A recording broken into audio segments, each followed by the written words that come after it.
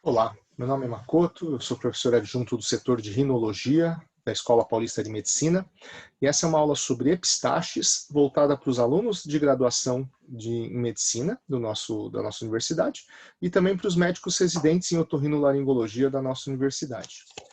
Então, para iniciar, colocar aqui meus conflitos de interesse. Eu sou speaker e presto consultoria científica para essas indústrias. Muito bem. Epistaxe, então, é uma alteração da hemostasia do nariz. Ela vem do grego epistaxis, que é ep de cima, e staxen, que é pingar. E é muito importante na primeira avaliação que o clínico geral, principalmente, diferencie epistaxe de hemorragia nasal. Basicamente, epistaxe é quando o sangramento tem origem mesmo dentro do nariz ou nos seios. Ela pode se exteriorizar pelo nariz, pode se exteriorizar pela boca, mas a origem da epistaxe é no nariz. Enquanto que hemorragia nasal é qualquer sangramento que se exteriorize pelo nariz, mas não necessariamente ela tem origem no nariz. Então eu posso ter uma hematêmese, um paciente que vomite sangue e durante o vômito o sangue acaba saindo pelo nariz. Posso ter uma bronquiectasia que acaba causando sangramento durante a tosse. Nessa tosse acaba tendo, na hemoptise no caso, né, acaba tendo tosse com sangue, o sangue sai pelo nariz. Então hemorragia nasal basta exteriorizar pelo nariz, não necessariamente tem origem nasal. Isso é importante porque não é infrequente um paciente ser triado errado num pronto-socorro e aí você achar que está tratando um epistaxe quando na verdade é uma HDA. Então tomem cuidado com isso. Por que é importante que o médico generalista, né, que o clínico saiba sobre epistaxes? Porque a epistaxe é a emergência mais comum na otorrinolaringologia. Ela tem uma prevalência alta, de 10 a 12% na população mundial, só que o lado bom é que a maioria das epistaxes é leve, então só 10% acaba realmente procurando o médico e geralmente 1% desses 10% que procuram o médico realmente são graves a ponto de precisar de cirurgia. Então, a grande maioria das epistaxes acaba nem indo procurar, o paciente acaba nem procurando o médico. E na escola a gente tem bastante estudo com epistaxes. Daqui são alguns estudos que mostram nossa epidemiologia, só para explicar um pouco para vocês. A gente fez um levantamento lá em 2010, quem fez foi o José Andrade, tá em Salvador agora. Ele fez um levantamento dos atendimentos do pronto-socorro de otorrino. Então, naquela época, ou seja, a gente está em 2020 agora, na gravação dessa aula, são 10 anos já. Naquela época, o PS atendia cerca de 15 mil pacientes por ano. Hoje em dia, a gente claramente sabe que esse número é pelo menos 2 vezes maior. O número de atendimentos é muito maior hoje em dia do que era antigamente. Desses 15 mil atendimentos anuais, cerca de 2/3 se enquadravam em critérios de urgência e emergência, sendo que dessas urgências e emergências, a epistaxe era a 7ª colocada em prevalência dos problemas otorrinolaringológicos. E das epistaxes que nós atendemos, nesse ano de 2010, tivemos 23 pacientes que foram encaminhados à cirurgia, que acabaram recebendo algum tipo de ligadura arterial, que dá em torno de 4%. Ou seja, aquela casuística clássica que 1% das epistaxes são graves a ponto de precisar de cirurgia, na Escola Paulista já é um número muito maior. Era já um número muito maior, ou seja, era 4%. Hoje em dia é mais ainda. E o que a gente tem que saber, então, de epidemiologia? Primeiro, em relação às idades, as epistaxes, em geral, elas têm uma clássica distribuição bimodal. Então, ela tem um pico na infância, indo para a adolescência, acaba diminuindo a prevalência, depois tem um novo pico chegando perto da terceira idade, já chegando perto de idosos. Enquanto que nas graves, as epistaxes graves são tipicamente doença de adulto jovem, então em torno dos 40 anos é o pico do acometimento aí das epistaxes graves na nossa casuística aqui da escola. Tá? Em relação aos gêneros, epistaxe é tipicamente uma doença masculina porque o hormônio feminino promove proteção vascular. Então as mulheres acabam tendo menos sangramentos. Claro que isso acaba piorando para as mulheres quando elas entram na menopausa, pela uma diminuição do hormônio feminino. E as epistaxes graves aí são mais ainda características de homens. Então é muito mais comum a gente operar um paciente por epistaxe homem do que mulher. Em relação à sazonalidade, a gente tem uma clássica distribuição das epistaxes nos meses frios e secos. A gente vê aqui ó, que o pico está entre junho agosto e setembro. A gente tem uma queda em julho, porque julho tradicionalmente é uma diminuição dos atendimentos em São Paulo por causa das férias escolares. Então, obviamente que de uma maneira geral os atendimentos são diminuídos e os de epistaxe também são diminuídas. E aqui, ó, esse gráfico foi transportado para esse outro gráfico de um estudo feito pelo João Mangucci, e ele mostrou nesse estudo que essa sazonalidade das epistaxes tem muito a ver com características climáticas. Então a gente percebe que quanto maior a temperatura, menor a epistaxe, ou seja, a gente tem mais epistaxes nos meses mais frios. Aqui a mesma coisa em relação à umidade, a gente tem mais epistaxe nos meses menos úmidos, né? Então são inversamente proporcionais. E também em relação à precipitação, à taxa de precipitação. Então, quanto menos chuvas, mais epistaxes. Então, são características inversamente proporcionais à epistaxe, temperatura e umidade. Quanto maior a temperatura, maior a umidade, menor as epistaxes e vice-versa. Por isso que a gente tem mais nos meses de inverno, que correspondem aos meses do meio do ano aqui no hemisfério sul. Quanto à vascularização nasal, é muito importante entender que o nariz tem uma vascularização extremamente complexa, com vários vasos distintos colaborando aí para essa vascularização. E o que, para o aluno do quarto ano principalmente, né, para o médico generalista principalmente, é importante entender o seguinte, ó, que nós temos dois sistemas arteriais, carótide externa e carótide interna. Então são dois sistemas arteriais distintos, mas que fazem muita anastomose entre si. Então a gente tem uma série de anastomoses entre essas artérias aqui, que são ramos da carótide externa e da carótide interna. Para o aluno de graduação e para o médico generalista, é importante lembrar que a carótide externa tem um ramo principal no nariz que chama esfenopalatina e que a carótide interna tem como ramos principais dentro do nariz as etimoidais, anteriores e posteriores. Obviamente que para o residente de otorrino, vocês precisam saber toda essa vascularização em detalhes e até com mais ramos que eu não coloquei aqui nesse esquema, mas isso a gente vai vendo também com os estudos de anatomia e de cirurgia. E aí, para mostrar, então, essa rica vascularização, a primeira coisa que eu preciso mostrar para vocês é a área de Little, ou o plexo de Kieselbach, esse plexo triangular que a gente está vendo aqui nesse estudo do Schill. É um plexo triangular bastante estável e geralmente na porção anterior do septo. Então, a gente tem que o plexo de Kieselbach fica nessa região septal anterior, inclusive que a gente consegue encostar com o dedo. Na hora que a criança vai lá e cutuca o nariz, ela cutuca bem em cima do plexo de Kieselbach. E é uma região interessante porque no plexo de Kieselbach é um dos locais onde eu tenho bastante anastomose entre o sistema da carótida externa e o sistema da carótida interna, ou seja, entre a esfenopalatina e as etimoidais. No plexo de Kieselbach, especificamente, naquele triângulo anastomótico, o triângulo, um vértice é da etimoidal anterior, um vértice é da esfenopalatina e o vértice mais anterior e inferior é da labial. Então a gente tem dois ramos das externas e um ramo vindo da interna, né? Isso é importante para os residentes de otorrino. E também é muito importante para os médicos generalistas saberem do plexo de Kieselbach, porque ela o plexo e a área de Little são, no caso, as áreas mais frequentes de epistaxe de uma maneira geral. Então, quando a gente pensa em epistaxe, a primeira coisa que tem que vir na cabeça é que deve estar vindo do plexo de Kieselbach, que é o mais comum. Como eu disse, epistaxe é uma doença muito comum, que vai ser muito atendida pelo clínico, e da maioria dos pacientes que o clínico vai atender, pode ter certeza que o plexo de Kieselbach vai ser responsável por mais de 90% desses sangramentos. É bem frequente. E como que o otorrino vai identificar? Fazendo essa rinoscopia, a gente consegue, lógico que não vai ver o triângulo direitinho, mas geralmente a gente consegue ver algum coto vascular ou alguma parte do vaso bem exposto, bem visível nesses pacientes com sangramento anterior. Então aqui dá para ver bem direitinho aqui um ramo arterial aí do plexo de Kieselbach. Outro exemplo aqui, esse daqui é um vídeo de cirurgia que eu estava fazendo uma septoplastia E ó que legal, a gente conseguiu ver bem nítido aqui o plexo de Kselba, alguns ramos do plexo de Kselba, né, daqui do triângulo anastomótico anterior. Então reparem que é um vaso que fica muito na superfície, por isso que é tão fácil de sangrar, né? Tá mais suscetível a trauma digital, tá mais suscetível a trauma do ar mesmo, formar crosta e acaba machucando essa artéria e acaba tendo sangramento. Então lembrem bastante disso, a área de Little plexo de Kselba, essa região anterior, é a principal responsável pelas epistaxes em geral.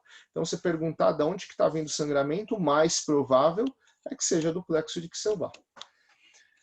E, além do plexo de Kselba, eu costumo diferenciar os territórios vasculares em anteriores, que são da área aí do plexo de Kselba, mas eu tenho também um território superior e um território posterior. Que basicamente cada um desses territórios tem uma artéria principal, vamos dizer assim. Então, o território anterior nitidamente está relacionado ao plexo de Kselba. O território superior é classicamente o território das etimoidais e o território posterior é classicamente o território da artéria esfenopalatina, que você está vendo bem calibrosa aqui com seus samos. Então, a gente consegue já notar que eu tenho características vasculares, eu tenho territórios vasculares distintos. E por que isso é importante? Porque eu tenho uma correlação clínico-anatômica entre esses territórios vasculares. Então, a anatomia influencia na clínica. Por quê? Porque aqui no plexo de Kselba, eu tenho artérias muito menores, então a epistaxe costuma ser mais leve. Enquanto que no superior e no posterior, eu tenho artérias bem mais calibrosas. Aqui, ó, você quase não consegue ver nessa foto de dissecção as artérias aqui anteriores do septo, mas eu vejo claramente aqui a etimoidal anterior, vejo claramente aqui o ramo da esfenopalatina. Então, na parte superior e na parte posterior, eu tenho artérias mais calibrosas, o que acaba gerando epistaxes mais graves. Então, como que eu vou diferenciar isso clinicamente? E isso é extremamente importante, tanto para o otorrino como para o clínico geral que vai atender um paciente com epistaxe. Então, a epistaxe anterior, geralmente é uma epistaxe leve. Como eu disse, é a mais comum, então, se você atender muitas epistaxes aí no seu plantão, a maioria delas vai vir daqui, do plexo de Kselba. Então, ela é mais comum, geralmente é em pequeno volume, ela costuma escorrer, não costuma ter jato, mas é um sangramento chato que fica escorrendo aqui pelo nariz. Geralmente é autolimitado, então não é incomum o paciente chegar no pronto-socorro já sem sangramento. Então, como eu até coloquei aqui, geralmente chega sem sangramento ou com um sangramento muito leve, escorrendo. A exteriorização típica é pela narina anterior. Eu não costumo ver exteriorização lá para a garganta, geralmente, nessas epistaxes leves. E na enorme maioria das vezes, isso não causa nenhuma repercussão hemodinâmica. Então, é uma epistaxe leve mesmo, até do ponto de vista de repercussão hemodinâmica. Agora, quando eu tenho um sangramento superior, superior e posterior, como eu disse, são epistaxes graves. Então, o que é uma epistaxe grave? É uma epistaxe que vem em grande volume, então você vê um sangramento mais forte vindo pela frente, em alguns casos até um sangramento parecendo com jato. Eu costumo ver pacientes soltando coágulos pelo nariz, coágulos pela garganta. Se você fizer uma oroscopia, você vai ver sangue escorrendo lá pela garganta. Ou se não vir o sangue escorrendo, você vai ver que a garganta está cheia de sangue, de coágulo acumulado lá. Não invariavelmente o paciente fala que vomitou sangue, então é comum, porque esse sangue cai no estômago, ele é meio purgante para o estômago, então o paciente acaba vomitando esse coágulo, e às vezes saem coágulos grandes mesmo de sangue. É comum o paciente vir com toalha toda molhada de sangue, é comum a camisa do paciente estar toda suja de sangue. Então, você tem estigmas de sangramento grave. Diferente do cara aqui da epistaxe leve, que ele vem assim tampando e está tudo bem, o da epistaxe grave parece que sofreu um acidente, porque ele vem todo manchado de sangue mesmo. A gente já teve até paciente que veio com um balde e o fundo do balde estava cheio de sangue e coágulo. Então, nessa hora você tem que acreditar no que o paciente está te falando, tá? Às vezes o paciente não está tão encharcado, mas ele fala, ó, sangrou bastante em casa, agora está melhor, tal. E isso é importante também porque muitas vezes a epistaxe superior, o paciente quando chega lá no atendimento, ele não está mais sangrando. Então ele sangrou exageradamente, só que na hora que chega para o atendimento ele não está sangrando. Diferente das epistaxes posteriores, que habitualmente chega com sangramento ativo no pronto-socorro. Por quê? Porque a esfenopalatina ela não tem uma contração tão grande quanto as etimoidais. A etimoidal consegue ter um vasoespasmo, então o sangramento às vezes é intermitente. Ele sangra, sangra, sangra, ele para, fica umas horas sem sangrar, aí depois de algumas horas volta a sangrar forte tudo de novo, aí depois para de novo, até que o paciente vai espoliando, né? Ele vai debilitando com esses sangramentos. Tanto em uma como outra, a gente pode ter sangramento para frente e lá para trás. Tá? Isso na esfenopalatina é mais comum ter os dois. Na etimoidal, às vezes você tem só o anterior, mas sempre checa a uroscopia para você ver se não tem sangue escorrendo ou que escorreu lá pela garganta. Isso é um sinal de que o sangramento foi mais forte mesmo. Tá? E lembrar sempre dos estigmas do sangramento. Você olha para a cara do paciente, você percebe que ele teve um sangramento grave, porque ele está sujo, porque o rosto está sujo, porque ele está com uma toalha com sangue, aquelas coisas todas. Acreditem nessas informações indiretas que o paciente vai te dar, tá bom? E sabendo, então, que você tem epistaxes leves, que são pequenininhas, autolimitadas, e epistaxes graves, vale dizer que as epistaxes, em geral, geralmente são anteriores, são leves. Enquanto que nas epistaxes graves, você tem uma porção pequena que realmente é anterior. Geralmente eu tenho uma parcela maior de sangramentos posteriores e até de indeterminados, que às vezes sangra tanto que o médico não consegue nem caracterizar de onde está vindo. Claramente esses casos são superiores posteriores. Aqui a gente coloca muito junto o superior com o posterior, porque às vezes é difícil mesmo de diferenciar. Então, basicamente, a epistaxe leve é anterior e a grave é a superior ou posterior. Então, aqui nesse gráfico, quando a gente desmembra pelas idades, vocês percebem que os novos têm classicamente epistaxes anteriores. Isso vai diminuindo com o passar dos anos e na faixa etária mais elevada, a gente acaba tendo uma porção maior de sangramentos indeterminados, porque a gente não consegue caracterizar mesmo. E quando leva em consideração a gravidade, também dá para ver muito claro isso, que nos mais novinhos, basicamente, ou o paciente chega sem sangrar ou com sangramento leve, só 1% foi moderada e 0% de grave, enquanto que quando você entra nos idosos, já cai a taxa de sangramentos leves e aumenta um pouco a de sangramentos moderados e graves. Mesmo assim, percebam que em todas as faixas etárias é mais comum eu ter sangramento leve, mas nos idosos a proporção de sangramentos graves, moderados graves, fica maior do que nos pacientes mais jovens. Tá? Então, como que eu vou fazer esse diagnóstico? Perdão. Primeiro eu vou diferenciar a epistaxe de hemorragia nasal. A anamnese você vai fazer dirigida para etiologia. Você não vai fazer aquela anamnese de clínico, sentado do lado do paciente, perguntar aquele monte de coisas. Você vai dirigir para o que causa sangramento. O que pode causar sangramento nasal?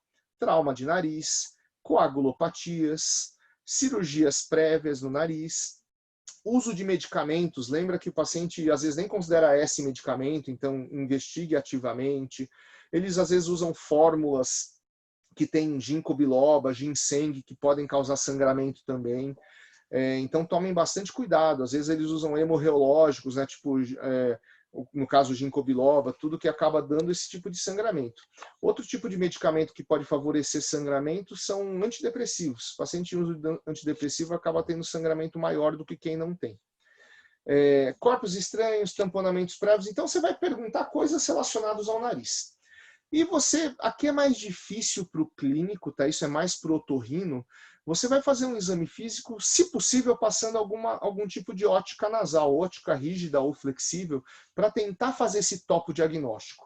Aqui no topo diagnóstico, eu vou entrar mais em detalhes daqui a pouco, mas para o clínico é uma coisa, para o otorrino é outra, né?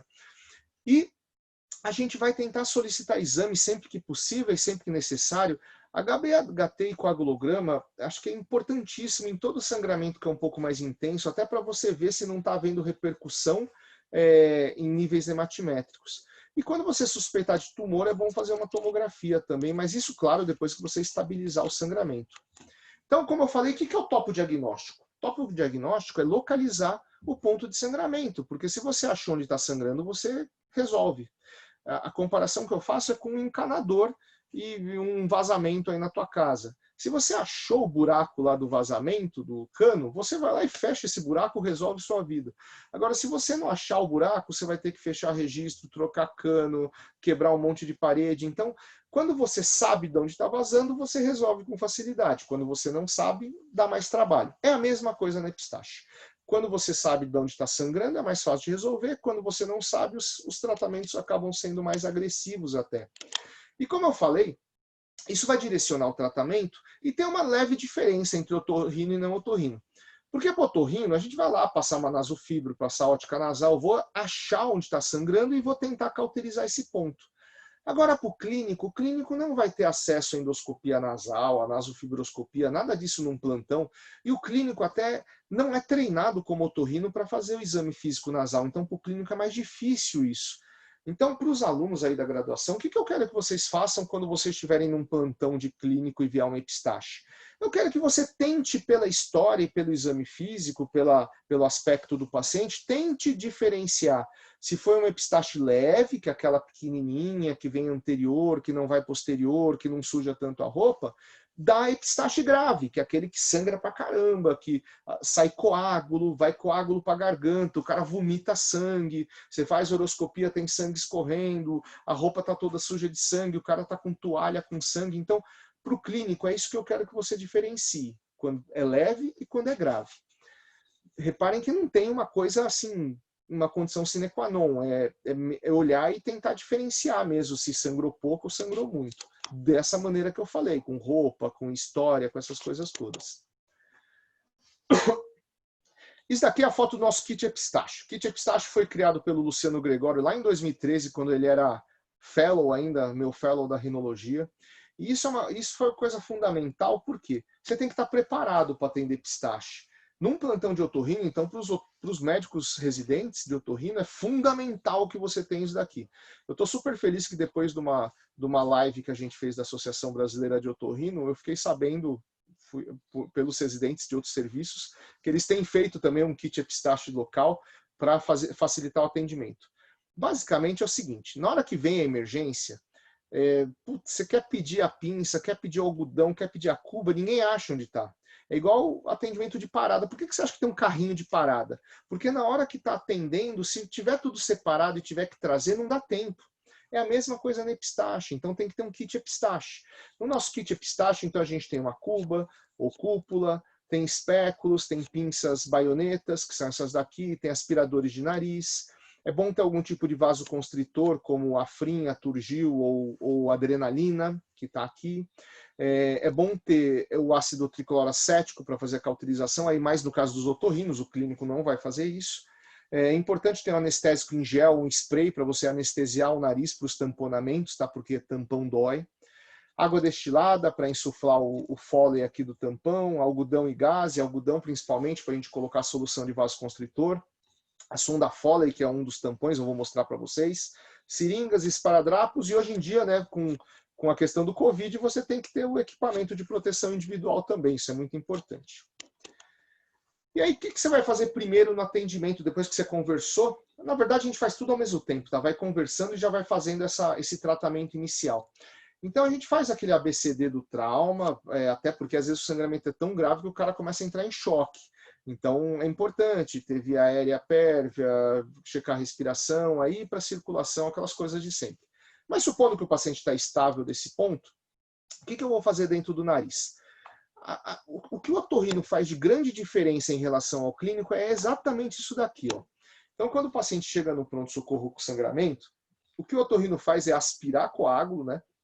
A gente usa um aspirador reto, mas para o clínico, talvez seja até mais fácil você usar um flexível e colocar bem devagarzinho dentro do nariz para ele ir aspirando. Porque como você não vai ter um fotóforo bom, você não vai saber usar o espéculo nasal direito, né, para o clínico, às vezes você usar uma sondinha de aspiração flexível é mais fácil. Não precisa ser muito fina não, viu? É importante até ser meio grossa para tirar o coágulo mesmo. Por que é importante tirar coágulo? Ah, mas se eu tirar o coágulo não vai sangrar de novo? Sim, pode sangrar de novo. Mas o problema é que se você deixa o coágulo lá, ele fica fazendo um consumo de fator de coagulação que depois de algumas horas vai sangrar de novo. Então é importante tirar e já colocar esse algodão com solução vasoconstritora, que pode ser o Afrin, a Turgil, ou as ampolas de adrenalina. Você quebra umas 10 ampolas de adrenalina numa cúpula e vai usando. E aí você coloca esse algodão com essa solução e coloca com a pinça dentro do nariz, e aí aperta o nariz, pede para ficar uns 15, 20 minutos apertados, que é para tentar fazer essa vasoconstrição mesmo. Então essa é a dica mais importante, vamos dizer assim, para o clínico, que isso é uma coisa que o clínico geralmente não faz no atendimento. E muitos pacientes param de sangrar só com isso daí, tá bom? E aí, continuando, aí sim a gente vai fazer um tratamento específico da epistaxe, que pode ir desde observação, num caso que não tenha sangramento, né? A hidratação nasal, lembrar que o epistaxe sangra mais em tempo frio e seco, então é importante hidratar o nariz. Cauterizações químicas, tampão anterior, tampão posterior, ou vai para a cirurgia. Então eu estou colocando numa sequência, numa ordem de grandeza, vamos dizer assim. E, assim, basicamente, observação, hidratação, até cauterização são atendimentos ou são modalidades de atendimento para o paciente sem sangramento ativo. Se o paciente está com sangramento ativo, invariavelmente, quando é pouquinho eu consigo cauterizar, mas senão já tem que ir para o tampão anterior e posterior e talvez para a cirurgia. Tá? Essa que é a ideia. E qual que é o objetivo desse tratamento? Então, no caso que está sangrando, eu tenho que parar. O objetivo principal, primordial, é parar o sangramento. Mas, claro, além de parar o sangramento, eu tenho que fazer que esse paciente não ressangre.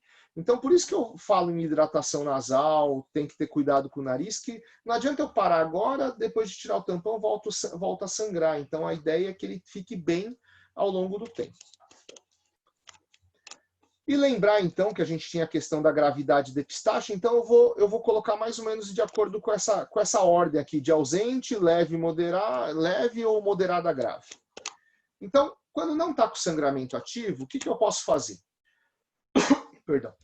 Eu posso fazer essas três coisas. Então, basicamente, para quem está na graduação, que vai dar plantão aí como clínico, ou seja, com não otorrino, o que você vai fazer se o cara não está sangrando? Você vai orientar um gel nasal, pede para aplicar gel nasal nas duas narinas, pode ser uns 2 jatos de cada lado, várias vezes por dia. Pede para ele massagear depois que aplicar, que é para esse gel espalhar bem, para tentar proteger a mucosa e prontamente encaminhe para o otorrino.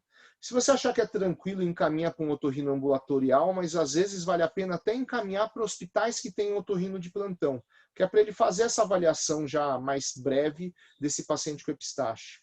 E o otorrino, se já chegou para o otorrino sem sangramento, eu também oriento hidratação nasal, mas a gente vai investigar fatores predisponentes, aquela história lá, rinite alérgica, sinusites, traumas, cirurgias prévias, coagulopatias. Eu vou investigar tudo isso daí.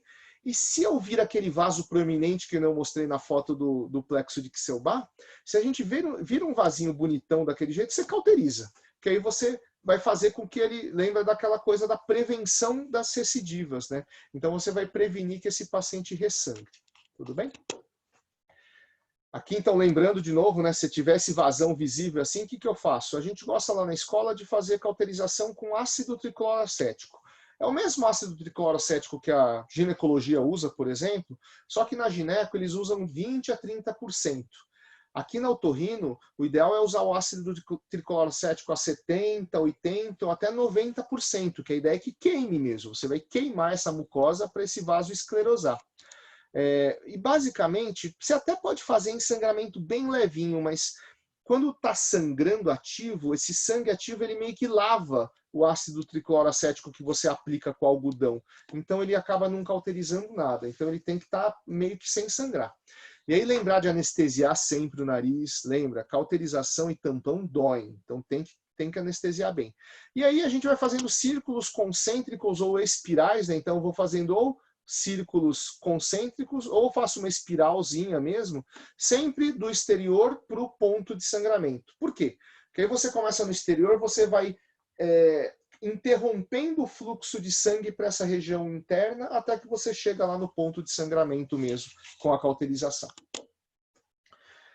E quando o paciente tem sangramento leve? Então chegou lá no plantão, ele está com aquele sangramento mais bobinho, Você pode, como eu disse, tentar sim uma cauterização, mas não é tão fácil quando está em sangramento ativo, mesmo que leve, às vezes é difícil. Então acaba indo para o tampão anterior. E isso tanto o clínico como o otorrino principalmente, tem que saber fazer um tampão muito bem feito, mas é importante que você, clínico, saiba fazer também, você, aluno de graduação, porque quando você estiver no plantão, se você não tiver otorrino lá à disposição, quem vai ter que resolver o sangramento é você. E se o paciente tiver uma evolução ruim, não vão querer saber que eu não sou otorrino. Você era o médico de plantão, você vai ter que resolver isso. Como que eu vou fazer, então, o tamponamento? Eu posso fazer tamponamento dedo de luva, que é esse modelo. Eu posso fazer tamponamento de gás embebido em creme, que é esse modelo. Ou Merocel, que eu vou mostrar também para vocês. E, habitualmente, esses pacientes vão ficar 48 horas com o tamponamento anterior.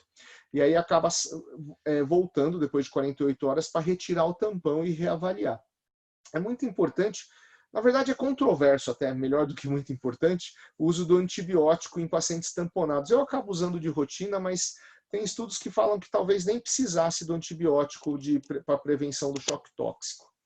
Então vamos falar primeiro do dedo de luva. Como o nome diz, é um dedo de luva. Você pega o dedo da luva, geralmente o otorrino pega o dedo médio, que é maior, e aí você coloca essa gaze aqui, esse quadrado dobrado da gaze, a gente ainda enrola esse quadradinho, então eu enrolo isso daqui e coloco esse charutinho dentro aqui do dedo de luva. Eu posso colocar uma gaze e meia, duas, como está anotado aqui, 3,5, como está anotado aqui.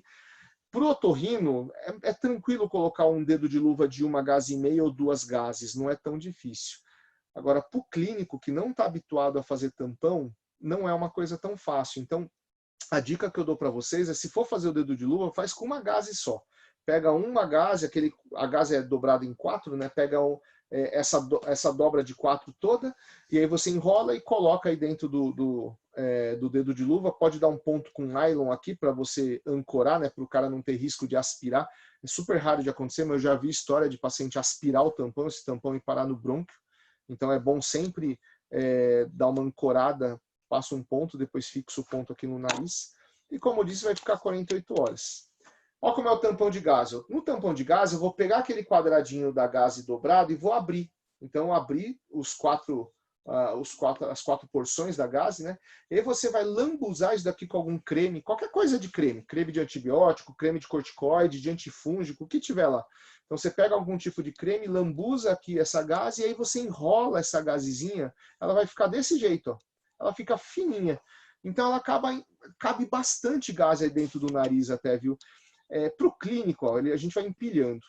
Para o clínico, como para o clínico é mais difícil fazer isso, se você conseguir colocar uma ou duas gases aqui na região do vestíbulo para parar o sangramento, já vai estar mais do que bom, e aí você encaminha para o otorrino.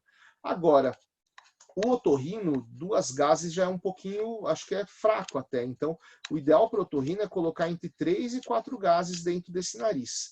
Eu brinco sempre aí com os residentes que meu recorde de tamponamento foram 9 gases numa fossa nasal somente, num paciente acordado, e 15 gases num paciente que estava entubado na UTI. Então isso é só para vocês saberem que cabe bastante coisa aqui dentro do nariz mesmo, mas que para o clínico que não está habituado a fazer isso, se você colocar 2 gases no nariz vai ser ótimo. Lembra sempre de contar quantas gases vocês colocaram para passar para o otorrino, viu, que você vai encaminhar o paciente, porque isso daí misturado no sangue, a gente não consegue ver direito dentro do nariz não, viu? Então é importante que vocês falem fala até para o paciente, ó, coloquei tantas gases aí, que é para não ter problema. E o que é o Merocel? Merocel, eu não tenho conflito de interesse com esse produto, nem com a empresa. O Merocel é essa placa aqui, ó, de um produto industrializado, que ela é uma plaquinha dura e bem fininha. E o que acontece? Eu consigo inserir isso no nariz, e aí dentro do nariz, em contato com o líquido, ela fica inchada, que nem está mostrando nessa parte de trás da figura. Então, é muito mais cômodo do que o dedo de luva e do que a gaze, né? Você pega um Merocel, abre, coloca no nariz, ele expande sozinho, tamponou seu paciente. Então, se você clínico geral estiver dando um plantão num hospital privado e for atender um paciente com epistaxe, a primeira coisa que tem que pedir para o enfermeiro é: tem Merocel aí? Porque, e Merocel sem cânula, ó, que nem esse daqui. Porque aí vai salvar a sua vida, aí vai ficar tranquilo. Eu vou mostrar agora um vídeo que é da internet, do YouTube da internet, de um médico nos Estados Unidos, mostrando a inserção do Merocel numa criança, só para vocês terem uma ideia de como que é isso. Ó. Então, o Merocel vem nessa embalagem, parece metálica assim, né? E aí ele vem desse tamanho, é um pouco maior que o dedo, e bem mais fininho, obviamente, é uns 2 milímetros, 3 no máximo de espessura. E aí você vai inserir isso no paciente, aquilo que eu falei, ó, toalha com sangue. Então lembra, a primeira coisa, anestesiar. Sempre que for mexer no nariz, anestesia antes. Então aqui ele está jogando spray de xilocaína, né, de lidocaína, então anestesia bem os dois ladinhos. Repara que nesse momento do atendimento parece até que o sangramento parou. O médico vai tamponar porque está com sangramento ainda recorrente, mas nesse momento parou. Ó, ele está lambuzando com creme aqui, geralmente é creme de antibiótico que eles usam. Na verdade está usando pomada, não é nem creme. É que eu prefiro creme porque ele é mais fácil de dissolver, mais fácil de mexer no nariz. E aí, ó, a ideia é inserir, ó, nesse plano, ó, tá vendo? Inserir aqui como se fosse direcionar para a orelha do paciente, tá? Então tem que ser nesse plano aqui. Não adianta direcionar para o teto do nariz assim, ó, em direção aos olhos, que não vai dar certo. E aí, ó, você viu que ele jogou o Afrin, é só colocando do outro lado, ele está jogando, qualquer líquido serve, até água serviria, só para o merossal expandir. Ó, como o lado esquerdo está expandido já e o direito ainda não. O direito ainda está naquela fitinha. Aí ele está jogando a medicação em cima, o líquido, para expandir. Então a ideia é essa, ó, que é um tratamento relativamente simples, rápido, e você tira o paciente da urgência. Agora a criança desse jeito aí, ela pode ser encaminhada para um otorrino tranquilamente para fazer o tratamento mais adequado, mais definitivo do sangramento. E nos graves? Então eu falei de quando não sangrar, de quando sangra leve e agora de quando sangra grave. Quando sangra grave, basicamente eu tenho que fazer ou tampão posterior ou cirurgia. Então o clínico tem que saber fazer um tampão posterior que vai salvar sua vida também, não só a vida do paciente, mas vai salvar suas coronárias aí. E o otorrino vai avaliar se mantém ou não esse tampão ou se vai precisar de cirurgia. Como que é feito o tampão, então, posterior? Eu posso fazer um tampão posterior com sonda vesical de demora, naquela famosa sonda Foley, ou posso ter tampões nasais insufláveis. O problema é que, assim, lembra que eu falei do Merocel? O Merocel é super comum de ter nos hospitais privados, é muito fácil de achar. Agora, os tampões insufláveis não é tão simples de achar, então muito provavelmente você vai dar plantão num local que não tem tampão nasal insuflável. E esses tampões, quando o tratamento é feito pelo tamponamento, a gente deixa de 48 a 72 horas para ele agir. Então imagina, se você atende um paciente hoje, você vai tirar só daqui 3 dias esse tampão. É um tratamento bem agressivo para o seu paciente. Então, a sonda vesical de demora, o clássico é insuflar na rinofaringe, mas eu já até vou falar isso para os otorrinos. Eu tendo a insuflar meio que lá no osso palatino. Então, ele insufla no final da cavidade nasal. Por que eu faço isso? Porque aí eu não preciso tracionar com força e ficar pregando, colocando esse pregador ou gás aqui e apertando o nariz, porque uma das complicações é ter necrose de asa do nariz quando a gente faz esse ancoramento do tampão, tá? Então isso é para os otorrinos. Para os clínicos, como que você vai fazer? Mede mais ou menos no seu paciente a distância entre a asa do nariz e o lóbulo da orelha. Então você mede essa distância, é mais ou menos isso que você vai colocar da sonda Foley aí dentro do nariz do paciente.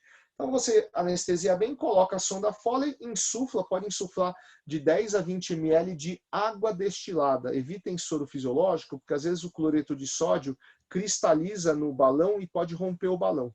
Então usem água destilada. E aí você vai saber que ele está bem no local correto, porque ele vai ficar preso.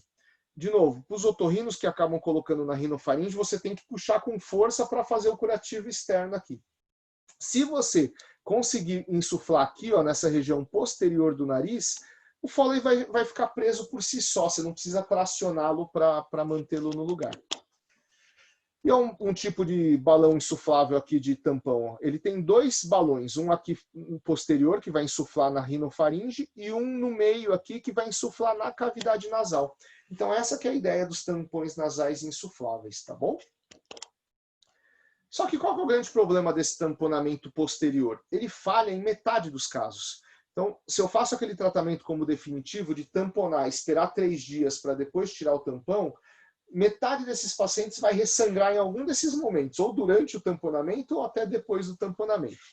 Além disso, eu tenho uma série de complicações relacionadas ao tampão posterior, desde dor, a sinusite, apneias, necrose da mucosa lá de dentro, necrose da pele aqui da asa do nariz, onde vai ficar grudado o tamponamento. mas eu posso ter problemas mais graves relacionados à hipóxia, né? Porque o tampão, principalmente em idoso, ele acaba não tendo um drive respiratório tão bom e quando ele fica tamponado, ele acaba desaturando um pouquinho. E aí você pode ter hipóxia, que pode ser arritmogênica, que pode predispor a um infarto ou um acidente vascular encefálico. Isso evoluindo até óbito. Então tomem cuidado, o tampão não é isento de complicações. Devido a isso, considerando essas taxas de sucesso ruins do tratamento definitivo do tampão, as complicações do tampão posterior, o tempo de internação, né, ele fica 3 dias pelo menos internados, o custo, porque teoricamente esse paciente com tampão ele teria que ficar num regime de semi-intensiva. É que não é isso que acontece na maioria das vezes, mas o ideal seria isso.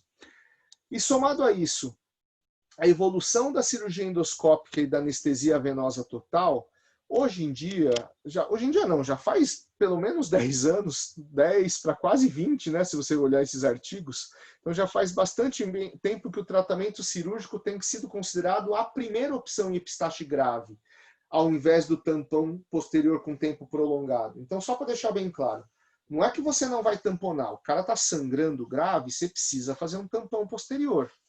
Só que a diferença é que, ao invés de deixar esse paciente tamponado 3 dias seguidos, eu vou tamponá-lo, imagina que eu atendi agora, tamponei, interno esse paciente, mando um pedido para o centro cirúrgico. Então, na escola as coisas demoram, provavelmente eu operaria esse paciente de noite. Durante a cirurgia você vai resolver o problema do sangramento, ele vai ficar sem o tampão no pós-operatório, e se tudo correr bem, no dia seguinte ele está de alta. Então, é um paciente que fica 24 horas e tem uma resolução muito maior do que aquele paciente que ficava 72 horas e falhava em metade dos casos. Tá? Então, hoje em dia, você vai tamponar, mas esses casos graves é melhor levar para o centro cirúrgico. Então, quando que a rino da escola leva esses pacientes para fazer endoscopia sob anestesia geral no centro cirúrgico? Quando a epistaxe é grave, mas como que eu defino? Não tem definição, é aquilo que eu te falei, é ter aquele feeling de que aquele sangramento está grave e que daquele outro é um sangramento leve. Mas eu posso ter outros fatores mais objetivos, que é uma queda de HB maior do que 2 pontos, necessidade de transfusão sanguínea por causa de repercussão hemodinâmica, ou ainda o cara que tem recorrência. Tem paciente que às vezes sangra, tampona, fica bem, aí você tira o tampão, ele ficou bem, mas na semana seguinte ele volta a sangrar, aí você tampona de novo, fica bem, aí tira o tampão, volta a sangrar. Esse cara é melhor levar para o centro cirúrgico e ver o que está acontecendo, tentar achar algum ponto sangrante ou fazer alguma ligadura, tá bom? E com isso, a gente realmente teve um aumento com o passar dos anos das indicações de cirurgia. Os nossos números de cirurgia foram aumentando. Então, nesse período de 20 anos, a gente tem compilado os 424 cirurgias. Na enorme maioria das vezes eram ligaduras da esfenopalatina com ou sem ligadura de etimoidal anterior. Só que de uns anos para cá, a gente tem feito um topodiagnóstico melhor, então a gente tem achado pontos de sangramento. Que o S-point é o mais clássico, eu vou mostrar para vocês o que é, mas a gente tem visto mais pacientes que eu acho pontos de sangramento do que pacientes que a gente não acha pontos de sangramento. Mas é interessante observar que isso que eu estou falando de tamponar, levar para o centro cirúrgico e decidir o que você vai fazer, não é recomendação das diretrizes.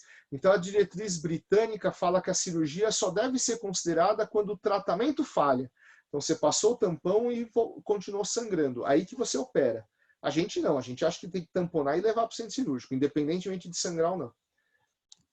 Então, para o britânico, você vai pensar em cirurgia quando a epistaxe não está sendo controlada com um tampão, ou quando até melhorou com o tampão, mas sangrou logo depois, ou ainda naquilo que eu falei dos pacientes que ficam sangrando, ressangrando, então você tampona e leva semi-eletivamente para o centro cirúrgico. Basicamente o que a gente faz é isso, né, para todo mundo. A gente tampona e leva meio que semi-eletivo, é uma urgência relativa.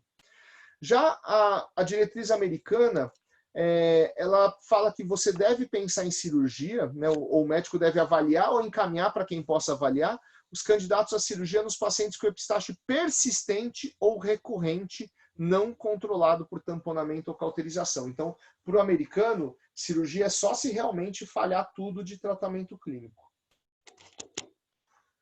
E o que o otorrino vai fazer nesse centro cirúrgico? Basicamente, aí de novo a ideia do encanador. Você vai procurar de onde está sangrando. Se você encontrou de onde está sangrando, você vai lá e resolve, cauteriza. Então, quando eu acho o ponto de sangramento evidente, eu cauterizo esse ponto. Agora, se eu não achar o ponto de sangramento, aí eu posso fazer o seguinte: se eu estou suspeitando que o sangramento é mais do território da esfenopalatina, eu faço uma cauterização da esfenopalatina. Agora, se eu suspeitar que vem da etimoidal, eu cauterizo a esfenopalatina e associo a etimoidal. Eu poderia cauterizar só etimoidal? Poderia sim.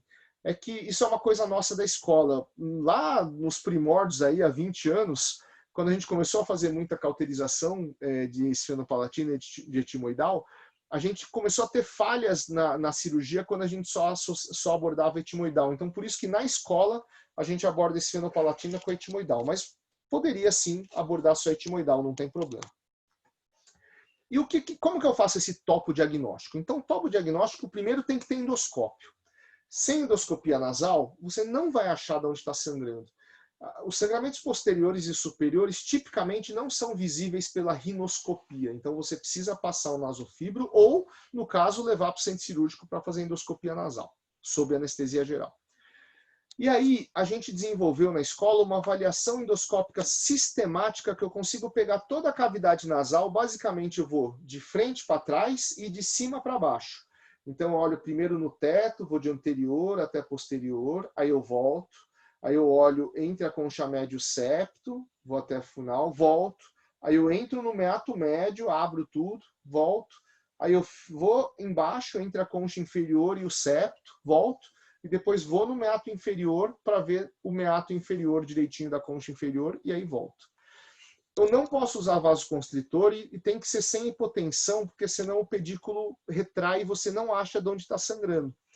E você vai considerar ponto de sangramento, ou se tiver realmente um sangramento lá em jato ativo, ou se tiver um pedículo vascular bem evidente. Por que eu falo isso? Porque não é infrequente, quando eu vou para o centro cirúrgico, a mucosa do nariz está meio machucada por causa do tampão. Então, eu não vou considerar uma laceraçãozinha como causa do sangramento. Eu vou considerar como causa do sangramento quando tiver um pedículo mesmo, um sangramento ativo arterial. Então, sem hipotensão, isso aqui é um exemplo lá da escola, 19/10, isso infelizmente não é tão infrequente. Às vezes a gente faz cirurgias na escola com esse tipo de anestesia, faz parte. No caso da epistaxe é bom, porque daí você vai achar realmente de onde está sangrando, mas quando a gente vai fazer uma sinusectomia, é péssimo, você não consegue operar. E não vou usar vasoconstritor lá no centro cirúrgico enquanto eu estiver procurando o ponto sangrante. Veja bem, no pronto-socorro, você vai usar aquele algodão com adrenalina que é para parar de sangrar. Mas quando eu levo para o centro cirúrgico, eu não vou usar isso por causa do seguinte, ó. Esse é um vídeo do Miguel Tepedino, ele é professor lá do Rio. Ó. Isso daqui é a concha média, tem uma mucosa polipoide. Olha o S-point aqui, ó. Olha um pedículo vascular super evidente. E olha o que acontece depois que o Miguel colocou esse algodão com vasoconstritor. Olha o que aconteceu com o S-point. Aquele pedículo que era super grande, ele retrai, ele desaparece. E aí, se você não está bem habituado a procurar pontos sangrantes, isso daqui passa batido. Então, o ponto de sangramento tem que ser procurado sem vasoconstritor. A gente usa algodão só com soro para poder ir procurando aí onde está sangrando. Com isso, a gente publicou um trabalho recentemente na High Knowledge, sistematizando essa nossa avaliação endoscópica, né? E vendo qual que é a prevalência dos pontos de sangramento. Então, isso vocês não precisam decorar, mas a gente acabou colocando áreas específicas do nariz para a gente poder padronizar essa busca, mas classicamente você tem que entender isso daqui, ó. Você vai procurar aqui em cima primeiro, então essa concha média da direita, esse é o septo. Repara que eu tenho que ir com um Freer mesmo, com um elevador de Freer para empurrar o septo para eu conseguir ver essa parte, porque habitualmente eu tenho um desvio alto nos pacientes, que chama tubérculo septal. Aí depois eu vou entre a concha média e o septo nasal. Então, numa altura média, eu vou até a coana, volto, aí eu entro aqui no meato médio, então eu vou bem delicadinho luxando a concha média para procurar aqui dentro do meato médio. Eu posso ir cauterizando as lacerações, os sangramentos pequenos, mas eu não considero isso como ponto de sangramento. E agora é concha inferior com septo, aqui o algodãozinho com soro, né, para ir procurando. E depois que você procurou aqui, você vai lá para o meato inferior, essa é a parte mais difícil de procurar. Você vai no meato inferior e luxa a concha inferior e procura direitinho os pontos de sangramento. Então, isso é mais para os otorrinos, tá, do que para os clínicos. É importantíssimo que você faça uma busca sistemática. Se você não procurar o ponto de sangramento, ele não vai aparecer. por incrível que pareça, esses pontos de sangramento geralmente estão escondidos, não é um ponto tão óbvio. Então, vocês precisam procurar bastante. E, falando em ponto de sangramento, tem um muito importante que é o S-Point. Na verdade, o S-Point foi em homenagem ao Dr. Aldo Stan. Desde 95, ele fala que a região mais superior era o local das epistaxes graves. Isso é um grande paradoxo, porque o conceito clássico fala que a esfenopalatina é a área mais comum de epistaxe grave, né? E a gente está vendo na escola que realmente não, a região superior é a mais importante para as graves. Lembra que para epistaxes em geral, o local mais frequente é o plexo de Pixelbar. Agora, para os sangramentos graves, o local mais comum é a região superior, é a região lá da etimoidal. Só que se vocês forem ler em livro-texto, os livros-texto classicamente falam isso daqui, ó, que a esfenopalatina é a principal responsável pelas epistaxes graves. Está errado, não é isso que acontece. O que acontece é da região superior mesmo. E com isso, o Dr. Aldo falou para mim, falou para o Miguel também, lá do Rio de Janeiro, e a gente começou a fazer uma busca em conjunto. O Dr. Aldo, o Léo, no caso, da Balsa Lobre, lá no Edmundo Vasconcelos, a gente aqui na escola, e o Miguel Tepedino lá na Policlínica de Botafogo. E aí a gente publicou esse estudo, que foi o pioneiro, né, para descrever esse S-Point, que para a gente é um ponto de sangramento muito importante. O Dr. Aldo fala mais em S-área. Ele fala que é mais importante a área superior do nariz.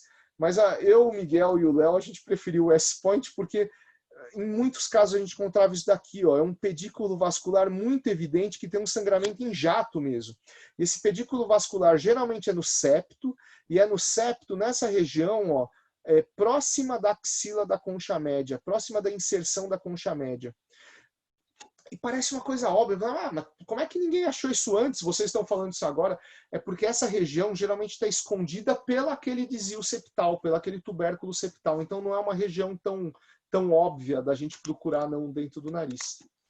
E aqui para mostrar um vídeo de um S-Point, esse é um lado esquerdo, esse é um paciente que já tinha sido operado 2 vezes por epistaxe e voltou sangrando. Septal body, aqui é o tubérculo septal. Ó. Geralmente depois desse tubérculo septal, aqui eu já estou vendo coágulo. E aí, quando você vai procurando lá com a aspiradora, aqui, ó, que bonitão. Você encontra o S-Point, ó, o pedículo vascular nessa região superior do septo, próxima da axila da concha, e ó como sangra forte, é um jato arterial.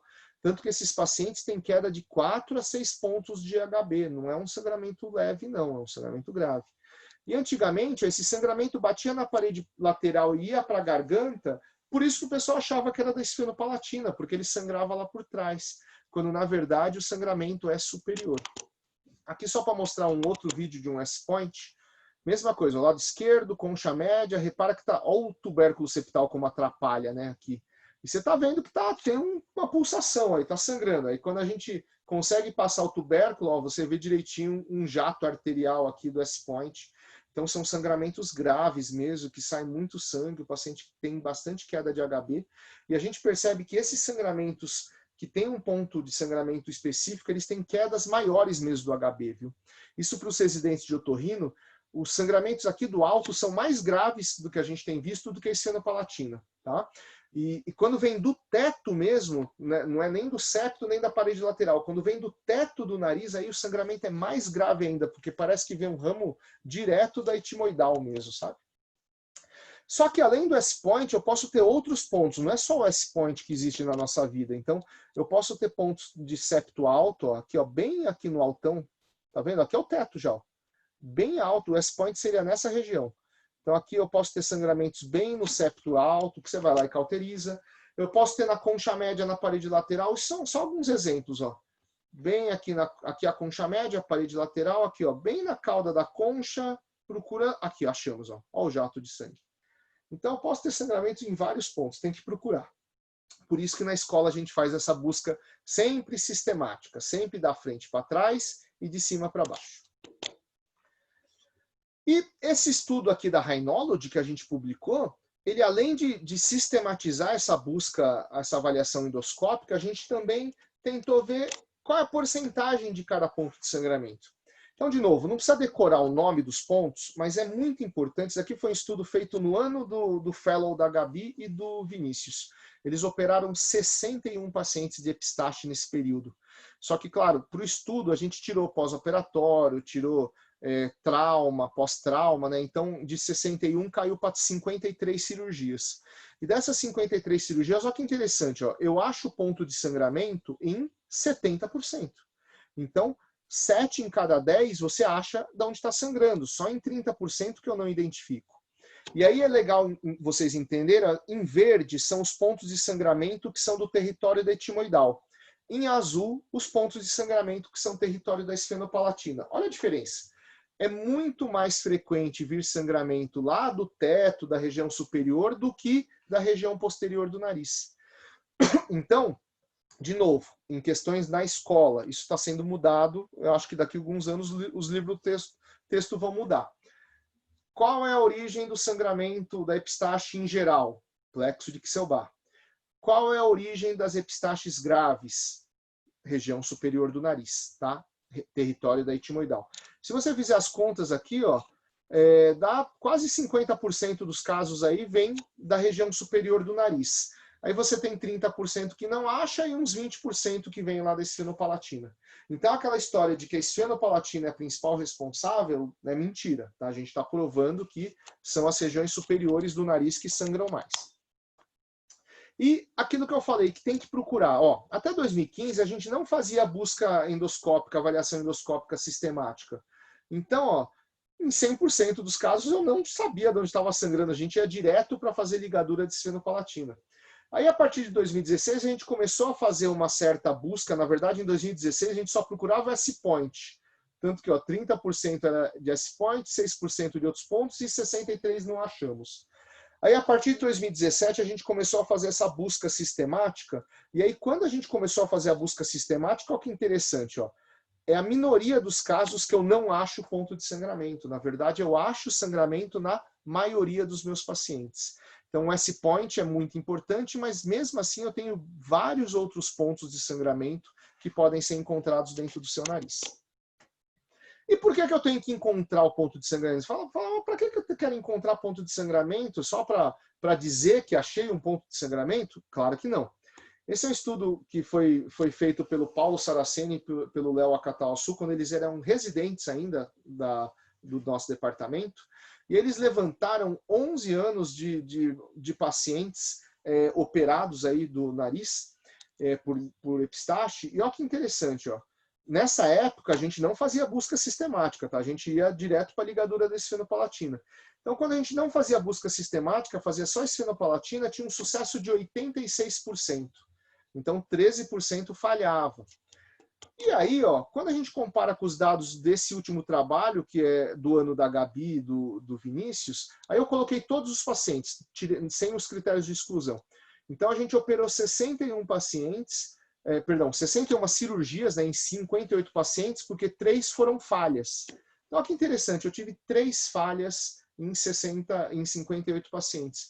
Isso dá 0,5% em relação às cirurgias. Olha a diferença. Antes a falha era de 13%, agora a falha caiu para 0,5%. Então, é por isso que eu tenho que encontrar o ponto de sangramento. E olha que mais interessante ainda. Quando eu estudo essas 3 falhas, a primeira falha foi um paciente que a gente não achou ponto de sangramento, aí fez a ligadura da esfenopalatina, aí ele ressangrou, aí a gente achou um ponto no teto. O segundo paciente, ele tinha um sangramento do teto, mas ele tinha polipose. Então eu não conseguia ver direito, a gente cauterizou, mas não cauterizou tão bem, ele voltou a sangrar, mas aí a gente tomografou, limpamos todos os pólipos, aí eu achei direitinho o ponto no teto. E o último caso foi um paciente também que a gente não encontrou ponto de sangramento, fizemos esfenopalatina, e aí ressangrou, e na segunda cirurgia achamos um S-point. Então, por que encontrar ponto de sangramento? Porque encontrar o ponto de sangramento é mais rápido, é menos invasivo e é muito mais eficaz, certo? Então, o otorrino tem sim que procurar esses pontos de sangramento nos pacientes com epistaxe grave. Com isso, a gente conseguiu mudar paradigmas aqui na escola, que primeiro, em relação ao ensinamento do Dr. Aldistan, que é a importância do S-point e do S-area. Então, não é mais a esfenopalatina. A epistaxe é muito mais superior e não posterior. E aí a gente está agora indo para esse lado que talvez não precise cauterizar a esfenopalatina se a gente realmente encontrar o ponto sangrante. Isso daqui é o objeto de tese de doutorado da Tayana e também vai ser alguma coisa da tese da Germana, que a gente está querendo fazer agora estudos comparativos para ver se realmente eu posso me livrar da esfenopalatina quando a gente encontrar o ponto de sangramento. Porém, novamente, não é a orientação das diretrizes. Para o britânico, a diretriz britânica diz que uma cirurgia ótima é anestesia geral, exame endoscópico da cavidade nasal, eletrocauterização dos pontos de sangramento, isso tudo a gente faz, e cauterização da esfenopalatina, aquilo que eu falei da interrogação. A gente, aqui na escola, quando a gente acha ponto de sangramento, a gente não está fazendo esfenopalatina. Só que a gente vai precisar provar que isso é eficaz, né? Até o momento, a gente ainda não provou isso para todo mundo. E cauterização de etimoidal anterior deve ser reservada para os casos refratários, ou com características da etimoidal. E o americano ele não colocou o que seria uma cirurgia preferida, uma técnica cirúrgica preferida. Então, provavelmente, quando a gente conseguir provar direitinho esses nossos dados, vai ser um grande avanço aqui para as diretrizes também. Então, para finalizar nossa aula, o que o clínico tem que fazer na epistaxe? Vai fazer uma avaliação inicial, vai fazer aquela aspiração, colocar aquele algodão com adrenalina, né, ou algodão com afrin aturgil, e aí você vai tentar fazer um topodiagnóstico. Lembra que para o clínico, o topodiagnóstico é saber se está sem sangramento, se ele está leve, que seria anterior, ou se ele está grave, que seria superior, botei posterior só, mas isso aí seria superior ou posterior, né? Como eu disse no comecinho da aula, a gente acaba meio que misturando o posterior com o superior aí na classificação. Por que vocês vão fazer isso? Então, por que vocês, alunos da graduação, quando tiverem de plantão, quando virarem médicos e tiverem de plantão, por que vocês vão ter que fazer isso? Porque o cara sem sangramento, você vai observar algumas horas, vai prescrever um gel nasal e vai mandar procurar um otorrino. O cara do sangramento leve, você vai ter que passar algum tampão, então ou vai ser um dedo de luva, ou gaze, ou se tiver no seu hospital, vai no Merocel, que é mais fácil. E se vier aquele sangramento grave, que tem risco de morte, esse é o cara que você vai salvar a vida. Como que você vai salvar a vida? Passando aquela sonda Foley, né? Mede lá da narina da asa do nariz até o lóbulo, coloca, insufla com 10 a 20 ml de água destilada e coloca na frente ou um dedo de luva ou uma gaze ou, de novo, o nosso bom e velho Merocel na parte anterior, porque daí você fecha posterior e fecha anterior. Então é isso que o clínico vai ter que fazer. E, de novo, não adianta você falar que não é otorrino. Se o paciente estiver sangrando na sua frente, você vai ter que salvar de alguma maneira. Então, vocês vão ter que fazer isso daí. Feito isso, aí você vai chamar o otorrino. Ou você chama o otorrino de retaguarda do seu plantão, ou você encaminha para o hospital que tem otorrino de plantão. E aí, o que o otorrino vai fazer? Primeiro, o otorrino vai fazer essa avaliação. Ó, se foi um sangramento grave, ele vai dar uma olhada nos exames de sangue, ou pedir exames para ver se está havendo queda de hemoglobina. Ele vai ver se foi um paciente que teve repercussão hemodinâmica e precisou de transfusão, ou ele vai conversar com o paciente e ver que esse paciente é um cara que está tendo muitos sangramentos recorrentes. Se for alguma dessas situações, a gente vai levar esse cara para o centro cirúrgico e vai fazer uma endoscopia sob anestesia geral. E aí, se eu achar o ponto sangrante, eu cauterizo. Se eu não achar o ponto sangrante e estiver suspeitando da esfenopalatina, eu faço uma cauterização da esfenopalatina. Se estiver suspeitando da etimoidal, eu faço uma cauterização da esfenopalatina e da etimoidal. Então, basicamente é isso. Os clínicos eu quero que saibam fazer isso daqui, porque vai salvar o seu plantão. E os otorrinos vão avaliar a partir daqui, vão pensar se tem ou não que levar para o centro cirúrgico. E se levar, lembra da avaliação endoscópica sistemática. Eu tenho que tentar achar um ponto de sangramento. Porque se eu achar o ponto de sangramento, vai ser muito melhor para o nosso paciente. Tudo certinho? Aqui então estão os meus contatos. Para os alunos de graduação, aqui está meu WhatsApp. Como essa aula é de modo assíncrono, né? Vocês podem assistir no horário que quiserem. Vocês mandem mensagem aqui no WhatsApp se tiverem dúvida, que a gente conversa para eu explicar direitinho suas dúvidas. Para os residentes, obviamente, que não precisa de nada disso, vocês têm total liberdade aí para entrar em contato comigo ou conversar no ambulatório para a gente tirar as dúvidas. Esses são os meus outros contatos. E para o pessoal de fora que porventura possa estar assistindo, a gente tem também um site da Rhino EPM que a gente mostra algumas das nossas rotinas que se talvez valem a pena para o serviço de vocês também, podem usar à vontade. Quanto mais a gente conseguir disseminar essas coisas para os nossos otorrinos, é melhor, né? Sempre melhor. Então é isso que eu tinha para falar. Muito obrigado aí pela audiência de todos vocês. Um abraço.